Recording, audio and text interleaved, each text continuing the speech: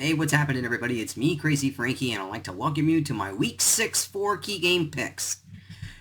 Before we talk about Week number 6, now, I don't want to get into too much of what happened in Week number 5. There was some great games, and unfortunately, some of those great games got overshadowed by two games that featured roughing the passer penalties by these dumb refs. Now, there were two roughing the passer penalties. One of them was in the Falcons Buccaneers game. The other one was on the Monday night game between the Raiders and the Chiefs. It's really just the I don't know how to explain this, but really watching the replay from when Brady got sacked and then when Derek Carr was basically sack fumble.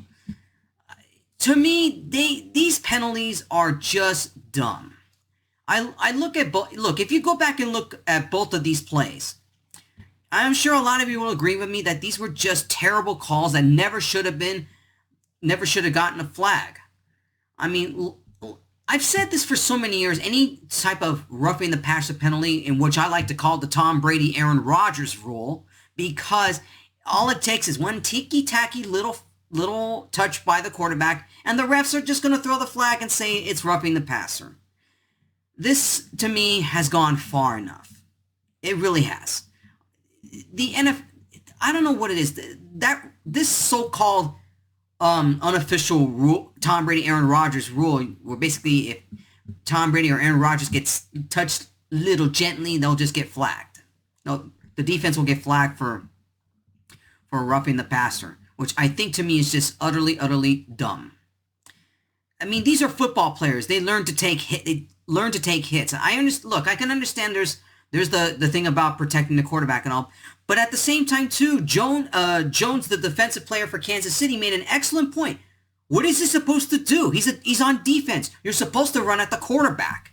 And I could not have absolutely agreed with him a million times with him.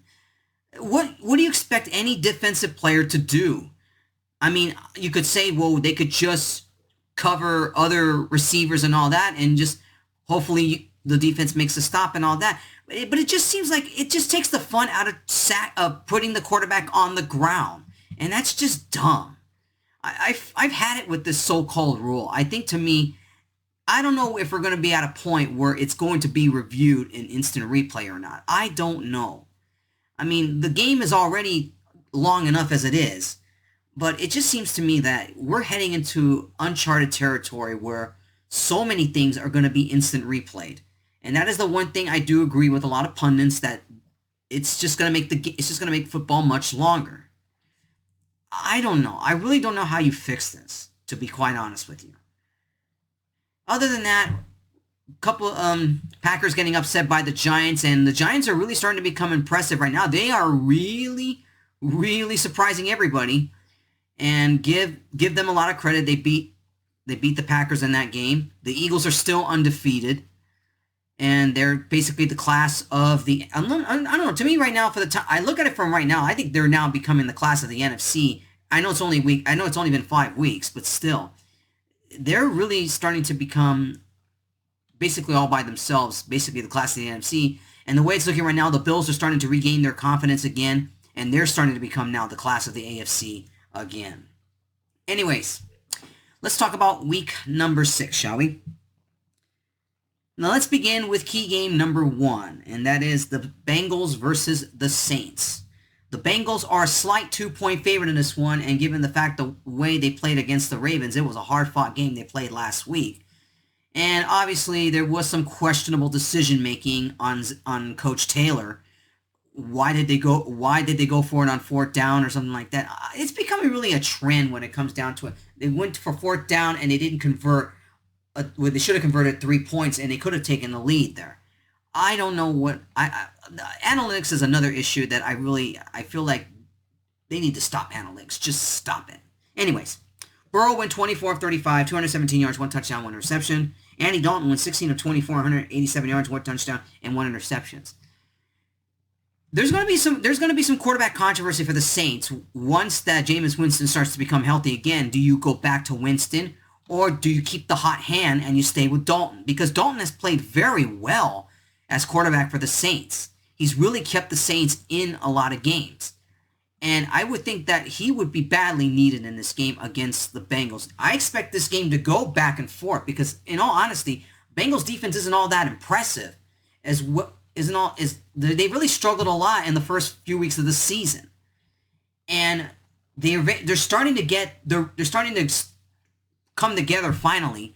But I don't know if down the line this is going to be the chemistry that they once had last year during their AFC Championship run.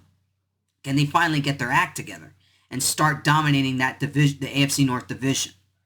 The Saints right now, basically, they're trying to stay alive in that, trying to just stay relevant in the NFC South, which really the division really currently right now is still competitive. I mean, the Buccaneers are not playing all that well. The Falcons, surprisingly, even though they're 2-4, or I should say 1-4, I think. Yeah, they're something like that. They played fairly decently.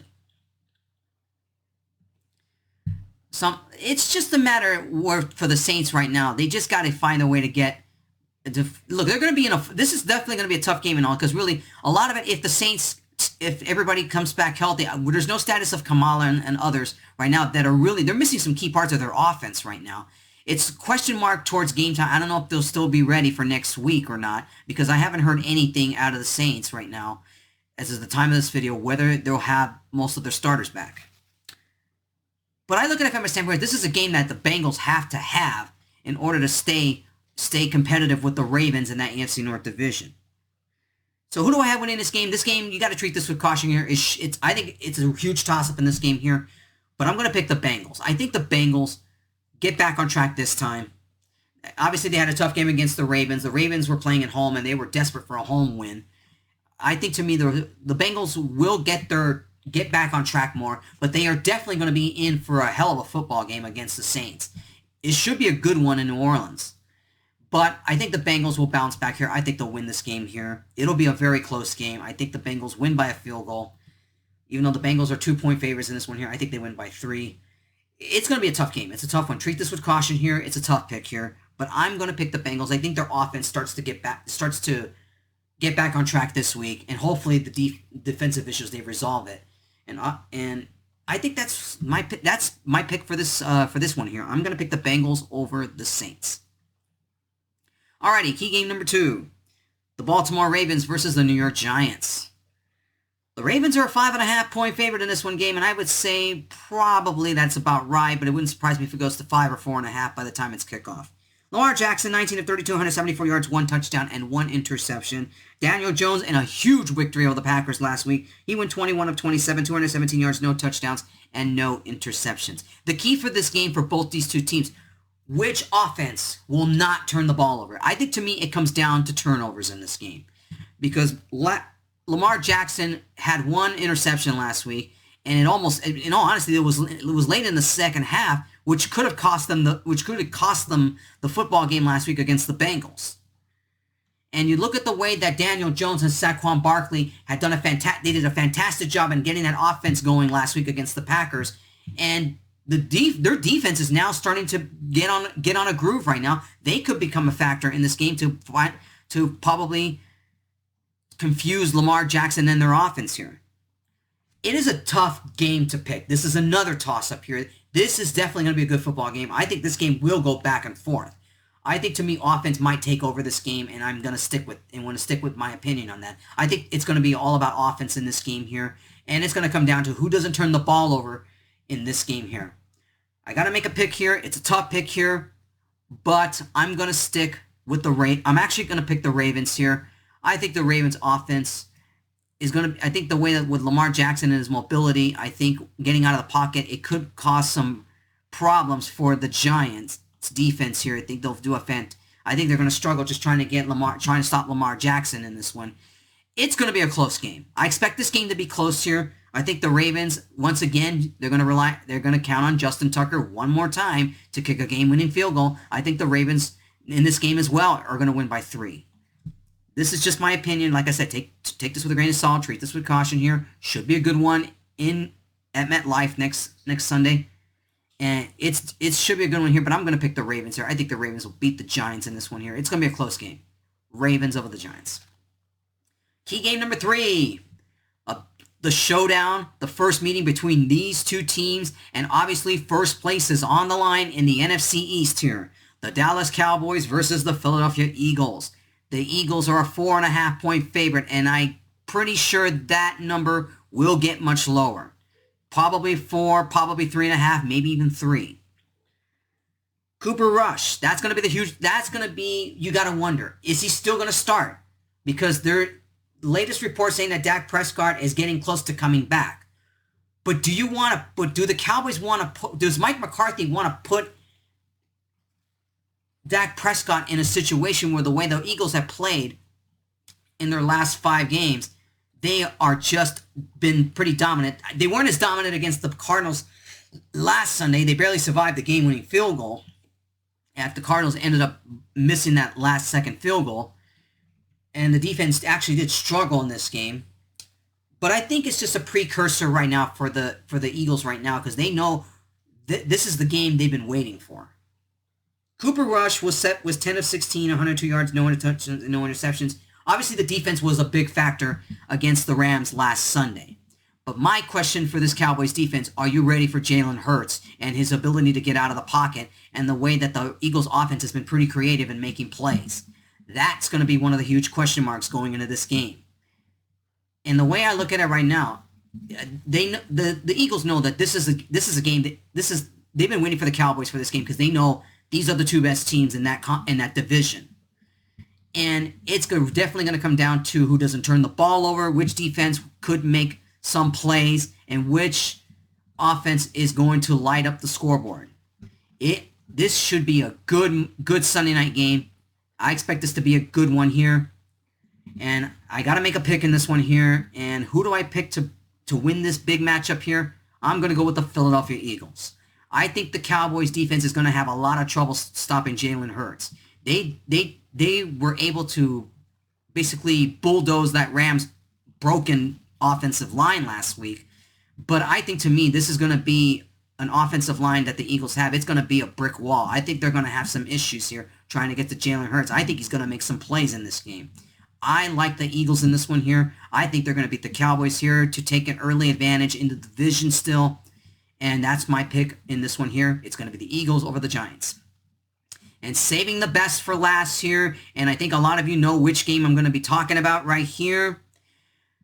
Key game number 4.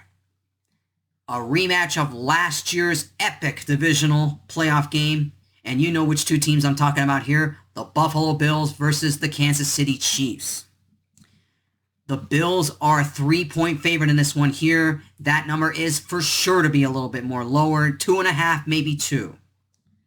Josh Allen was 20 of 31, 424 yards, 4 touchdowns, 1 interception last week against a lowly bad Pittsburgh Steelers team. Now, Mahomes, they barely beat the Raiders, to be quite honest with you. And Mahomes played very well. They had to come from behind to beat the Raiders. Mahomes, 29 of 43, 292 yards, 4 touchdowns, no interceptions. This is where both these teams' defense better be ready for the offense in this game. This, I could see being a shootout. This game, I could see being a shootout.